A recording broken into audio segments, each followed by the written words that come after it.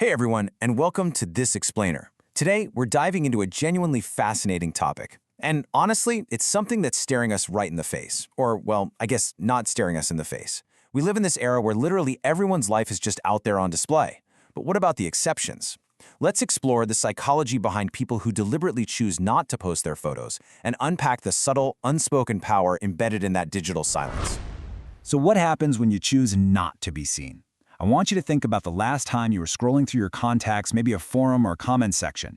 Amidst this absolute sea of smiling faces, vacation selfies, and perfectly curated portraits, you hit a blank avatar. Just a simple silhouette. Or maybe it's a picture of a landscape instead of a person. What actually happens in your brain when someone actively chooses not to be seen? Honestly, your brain probably trips up for a fraction of a second. It's an anomaly, right? In a culture that basically demands visual proof that we exist, stepping out completely out of the spotlight is a super jarring move. It instantly hooks our curiosity. Okay, let's dive into this with part 1, the photo-free profile. Let's consider the societal norm for a second, posting photos. Our entire digital culture is kind of built around oversharing for social validation, isn't it? We post to get recognized, to signal our social standing, our happiness, our whole identity. It's totally a visual economy, and our faces are literally the currency. But contrast this with the alternative, not posting photos. This isn't just someone forgetting to participate. It's a really profound, deliberate rejection of the norm. It's an intentional withholding of the very currency society expects you to just freely spend.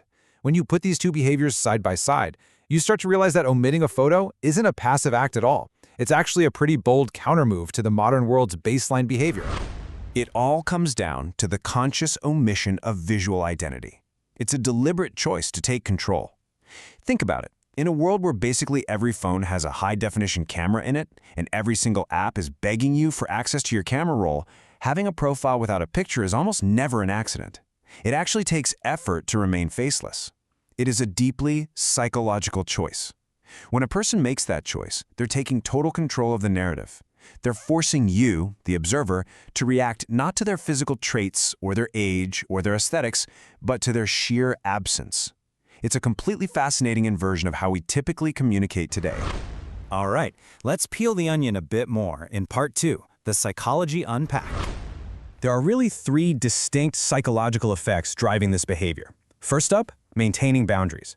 By withholding a face, a person puts up this immediate, impermeable wall between their true self and the public sphere. It completely prevents the rapid formation of those parasocial relationships where strangers feel this totally unearned sense of familiarity. Second, creating intrigue. Look, as humans, we are naturally inquisitive creatures. When information is withheld, our interest doesn't just drop off, it actually spikes. We lean in to figure out the puzzle. And third, and this is a massive one, shifting focus from appearance. By removing the visual, the individual acts as a filter. They strip away all those superficial judgments based on looks, and instead, they demand engagement on a purely intellectual or personality-driven level. So this behavior actually builds into a neat, sequential psychological process. It's kind of like an algorithm for interpersonal control. Step 1, withhold the image. That's the initial catalyst. And the second that happens, it automatically triggers step 2, shift the focus. Because the observer literally cannot judge the visual, they're forced to hunt for other data points to understand who they're dealing with. They have to read the text. They have to actually listen to the voice.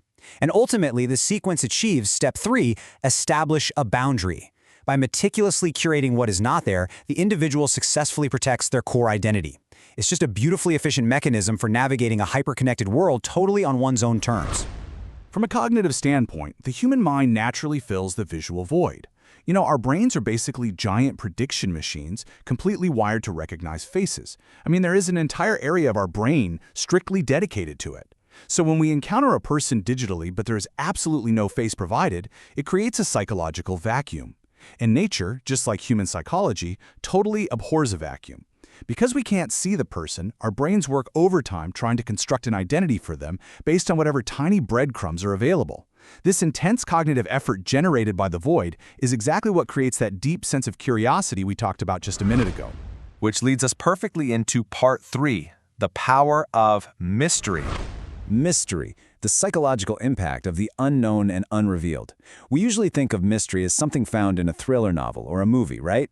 But in everyday psychology, it's actually an incredibly active, tangible force.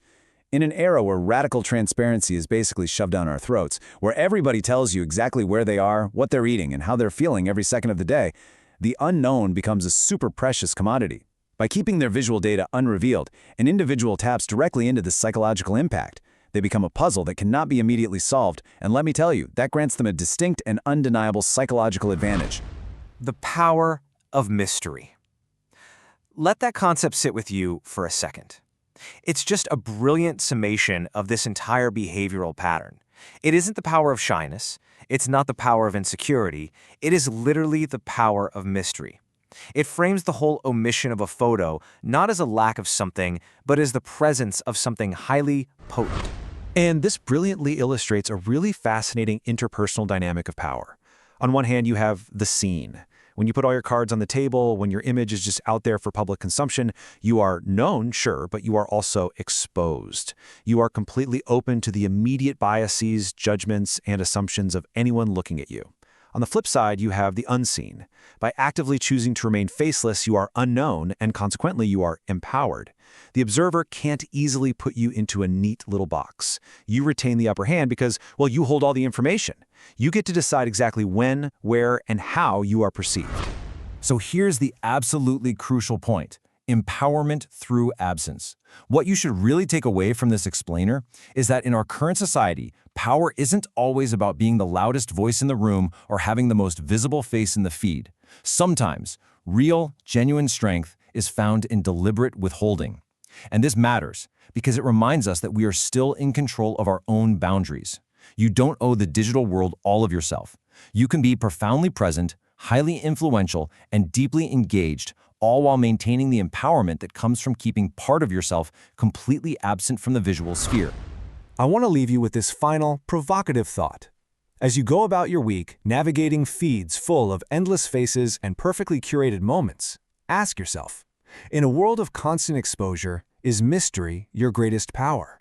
Because maybe, just maybe, the most striking thing you can do today isn't to show everyone who you are, but to leave them wondering.